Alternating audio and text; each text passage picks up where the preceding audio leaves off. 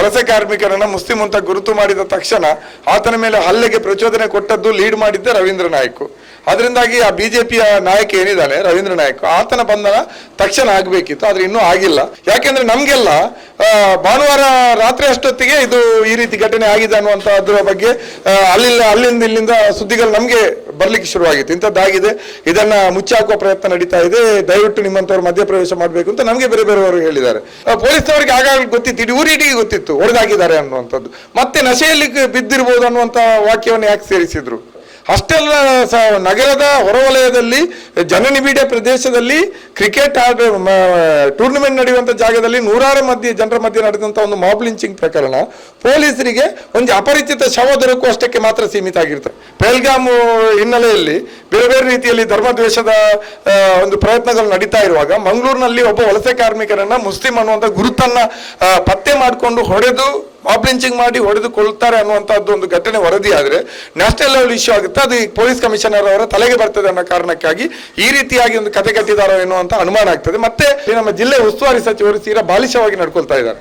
ಅವರು ಮಂಗಳೂರನ್ನು ಸೀರಿಯಸ್ ಆಗಿ ತಗೊಳ್ತಾ ಇಲ್ಲ. ಅವರು ಉಸ್ತುವಾರಿ ಸಚಿವರ ರೀತಿಯಲ್ಲಿ ಇಲ್ಲ, ಅವರು ಒಂದು ರೀತಿಯಲ್ಲಿ ಅತಿಥಿ ಸಚಿವರ ರೀತಿಯಲ್ಲಿದ್ದಾರೆ. ಪರಸ್ಪರ ಜಗಳ ಆಯ್ತು ಅಂತ ಹೇಳ್ತಾರೆ. ಅಂದ್ರೆ ಹೇಗೆ ಮುಸ್ಲಿಮರು ಹೆಂಗೆ ಒಂದು ಕಾಂಗ್ರೆಸ್ ಸರ್ಕಾರಕ್ಕೆ ಅನ್ಯ ಕೋಮಿನವರಾದ್ರು, ಈ ರೀತಿ ಮತೀಯ ಗೂಂಡಾಗಳು ಕ್ರಿಕೆಟ್ ಆಟಗಾರರು ಹೇಗಾದ್ರು? ಕುಡುಪಲ್ಲಿ ಏನೋ ವಲಸೆ ಕಾರ್ಮಿಕ, ಒಬ್ಬ ಮುಸ್ಲಿಂ ವಲಸೆ ಕಾರ್ಮಿಕನನ್ನ ಸಂಘ ಪರಿವಾರಕ್ಕೆ ಸೇರಿದ ಕಮ್ಯುನಲ್ ಗೂಂಡಾಗಳು ಏನು ಗುಂಪು ಹಲ್ಲೆ ನಡೆಸಿ ಮಾಬ್ ಲಿಂಚಿಂಗ್ ಕೊಲೆ ಮಾಡಿದಾರೋ, ಅದು ಈಗ ತನಿಖೆಯಿಂದ ಪೊಲೀಸರು ಅದನ್ನ ಕೊಲೆ ಅನ್ನುವಂಥದ್ದನ್ನು ಈಗ ಮಾಧ್ಯಮದ ಮುಂದೆ ಹೇಳಿದ್ದಾರೆ.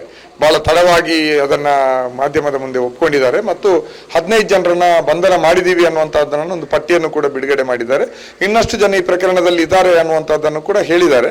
ಆ ನಿಟ್ಟಿನಲ್ಲಿ ನಮಗೆ ಸಮಾಧಾನ ತಂದಿದೆ, ಕನಿಷ್ಠ ಪೊಲೀಸ್ನವರು ಆ ಕೆಲಸ ಮಾಡಿದ್ರು ಅನ್ನುವಂಥದ್ದು. ಅದರಲ್ಲಿ ನಮ್ಗೆ ಇನ್ನೂ ಕೂಡ ಕೆಲವು ಪ್ರಶ್ನೆಗಳಿದೆ. ಈಗಾಗಲೇ ಕಮಿಷನರ್ ಅವರು ಹೇಳಿದ್ದಾರೆ, ಒಂದು 25-30 ಜನರಿಗಿಂತ ಹೆಚ್ಚಿನ ಗುಂಪಿತ್ತು, ಅವರೆಲ್ಲರನ್ನು ಬಂಧಿಸ್ತೀವಿ ಅಂತ ಹೇಳಿದ್ದಾರೆ. ಅದನ್ನು ಮಾಡಬೇಕು. ಅದರ ಜೊತೆಯಲ್ಲಿ ಇಡೀ ಪ್ರಕರಣದ ರೂವಾರಿ ಮತ್ತು ಪ್ರಚೋದನೆಯನ್ನು ಕೊಟ್ಟಿರುವಂತಹದ್ದು ಮಾಜಿ ಕಾರ್ಪೊರೇಟರ್ ಸಂಗೀತ ನಾಯಕ್ ಅವರ ಪತಿ ರವೀಂದ್ರ ನಾಯಕ್. ಅದು ಎಲ್ರಿಗೂ ಗೊತ್ತಿದ್ದಂಥ ವಿಚಾರ. ಅವರು ಇನ್ನೂ ಕೂಡ ಪೊಲೀಸರ ಬಲೆಗೆ ಬಿದ್ದಿಲ್ಲ. ಕಮಿಷನರ್ ಅವರನ್ನು ಕೂಡ ಬಗ್ಗೆ ಕೂಡ ಅನುಮಾನಗಳಿದೆ, ಅವರನ್ನು ಕೂಡ ನಾವು ವಶಕ್ಕೆ ಪಡಿತೀವಿ ಅಂತ ಹೇಳಿದ್ದಾರೆ. ಆದ್ರೆ ಎಷ್ಟು ಸಾಲದು, ಅವರು ನಂಬರ್ 1 ಆರೋಪಿ. ವಲಸೆ ಕಾರ್ಮಿಕರನ್ನ ಮುಸ್ಲಿಂ ಅಂತ ಗುರುತು ಮಾಡಿದ ತಕ್ಷಣ ಆತನ ಮೇಲೆ ಹಲ್ಲೆಗೆ ಪ್ರಚೋದನೆ ಕೊಟ್ಟದ್ದು ಲೀಡ್ ಮಾಡಿದ್ದೆ ರವೀಂದ್ರ ನಾಯ್ಕ್. ಅದರಿಂದಾಗಿ ಆ ಬಿಜೆಪಿಯ ನಾಯಕ ಏನಿದ್ದಾನೆ ರವೀಂದ್ರ ನಾಯ್ಕ್, ಆತನ ಬಂಧನ ತಕ್ಷಣ ಆಗಬೇಕಿತ್ತು, ಆದ್ರೆ ಇನ್ನೂ ಆಗಿಲ್ಲ. ನಿನ್ನೆ ನಮ್ಗೆ ಇದ್ದಂತ ಅನುಮಾನಗಳೇನು ಮತ್ತೆ ನಮಗೆ ಬರ್ತಾ ಇದ್ದಂತ ವದಂತಿ ಏನಂದ್ರೆ ರವೀಂದ್ರ ನಾಯ್ಕ್ ಇದ್ದ ಕಾರಣಕ್ಕೆ ಈ ಪ್ರಕರಣವನ್ನ ಅಲ್ಲಿಂದ ಅಲ್ಲಿಗೆ ತೇಲಿಸುವ ಪ್ರಯತ್ನ ಆಗ್ತಾ ಇದೆ ಮತ್ತು ದುರ್ಬಲಗೊಳಿಸುವಂತ ಪ್ರಯತ್ನ ನಡೀತಾ ಇದೆ. ಕೆಲವು ಬಿಜೆಪಿ ಶಾಸಕರುಗಳು ಕೂಡ ಆತನ ಪರವಾಗಿ ಕಮಿಷನರ್ ಜೊತೆ ಅಥವಾ ಪೊಲೀಸ್ ಇಲಾಖೆ ಮೇಲೆ ಒತ್ತಡ ಹಾಕುವ ಪ್ರಯತ್ನವನ್ನು ಮಾಡ್ತಾ ಇದ್ದಾರೆ ಅಂತ ಹೇಳಿದ್ದಾರೆ. ಆದ್ರೆ ಇಷ್ಟವರೆಗೆ ಆತನ ಬಂಧನ ಆಗಿಲ್ಲ ಅನ್ನುವಂಥದ್ದು ಒಂದು.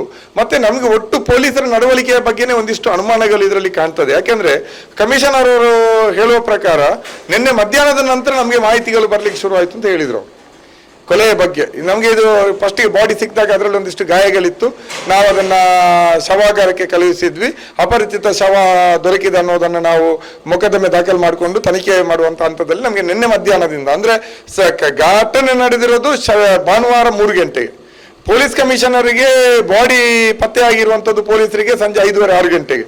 ಅವರಿಗೆ ಈ ಕುರಿತು ಮಾಹಿತಿಗಳು, ಇದು ಕೊಲೆ ಆಗಿದೆ, ಕೊಲೆಯಲ್ಲಿ ಇಂತಿಂತವ್ರು ಇದ್ದಾರೆ ಅನ್ನುವಂಥದ್ದು ಅವರಿಗೆ ಮಾಹಿತಿ ಬಂದದ್ದು ಸೋಮವಾರ ಮಧ್ಯಾಹ್ನ ನಂತರ ಅಂತ ಅವ್ರು ಹೇಳ್ತಾರೆ. ಇದು ಯಾಕೆ ಅನ್ನುವಂಥದ್ದು ಅನುಮಾನ.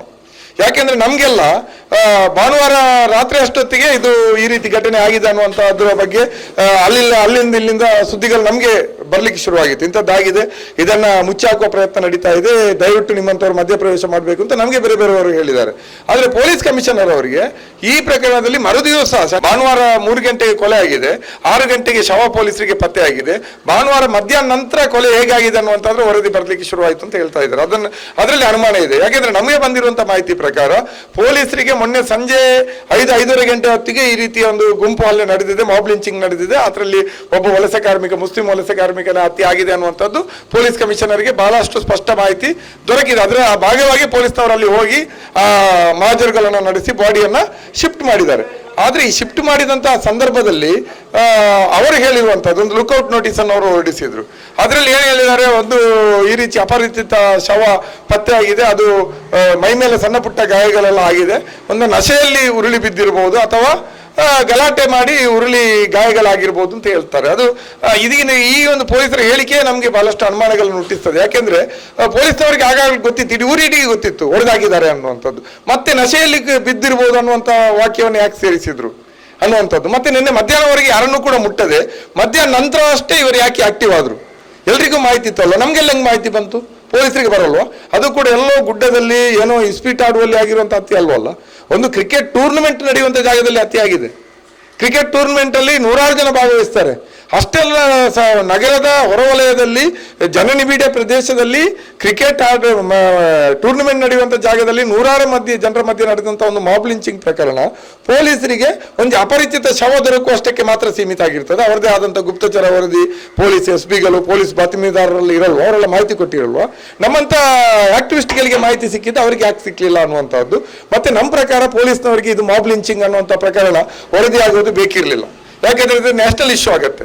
ಪೆಹಲ್ಗಾಮ್ ಹಿನ್ನೆಲೆಯಲ್ಲಿ ಬೇರೆ ಬೇರೆ ರೀತಿಯಲ್ಲಿ ಧರ್ಮದ್ವೇಷದ ಒಂದು ಪ್ರಯತ್ನಗಳು ನಡೀತಾ ಇರುವಾಗ ಮಂಗಳೂರಿನಲ್ಲಿ ಒಬ್ಬ ವಲಸೆ ಕಾರ್ಮಿಕರನ್ನ ಮುಸ್ಲಿಂ ಅನ್ನುವಂಥ ಗುರುತನ್ನ ಪತ್ತೆ ಮಾಡಿಕೊಂಡು ಹೊಡೆದು ಮಾಬ್ ಲಿಂಚಿಂಗ್ ಮಾಡಿ ಹೊಡೆದುಕೊಳ್ತಾರೆ ಅನ್ನುವಂಥದ್ದು ಒಂದು ಘಟನೆ ವರದಿ ಆದರೆ ನ್ಯಾಷನಲ್ ಲೆವೆಲ್ ಇಶ್ಯೂ ಆಗುತ್ತೆ. ಅದು ಪೊಲೀಸ್ ಕಮಿಷನರ್ ಅವರ ತಲೆಗೆ ಬರ್ತದೆ ಅನ್ನೋ ಕಾರಣಕ್ಕಾಗಿ ಈ ರೀತಿಯಾಗಿ ಒಂದು ಕತೆ ಕಟ್ಟಿದಾರೋ ಎನ್ನುವಂಥ ಅನುಮಾನ ಆಗ್ತದೆ. ಮತ್ತೆ ನಮ್ಮಂಥವರು ಮತ್ತೆ ಬೇರೆ ಬೇರೆ ಸಂಘಟನೆಯವರು ನಿನ್ನೆ ಮಧ್ಯಾಹ್ನದಷ್ಟೊತ್ತಿಗೆ ಮಾಧ್ಯಮಗಳಿಗೆಲ್ಲ ವರದಿಯನ್ನ ಹೇಳಿಕೆಗಳನ್ನು ನೀಡಿ ಈ ಪ್ರಕರಣದ ಬಗ್ಗೆ ಬೆಳಕು ಚೆಲ್ಲುವಂತ ಪ್ರಯತ್ನ ಮಾಡಿದ ಮೇಲೆ ಪೊಲೀಸ್ ಇಲಾಖೆ ಆಕ್ಟಿವ್ ಆಗಿದೆ. ಸಂಜೆ ನಂತರ ಪೋಸ್ಟ್ ಮಾರ್ಟಮ್ ಮಾಡಿದ್ದಾರೆ ರಾತ್ರಿ. ಆ ನಂತರ ಈ ಬಂಧನಗಳೆಲ್ಲ ನಡೆದಿದೆ.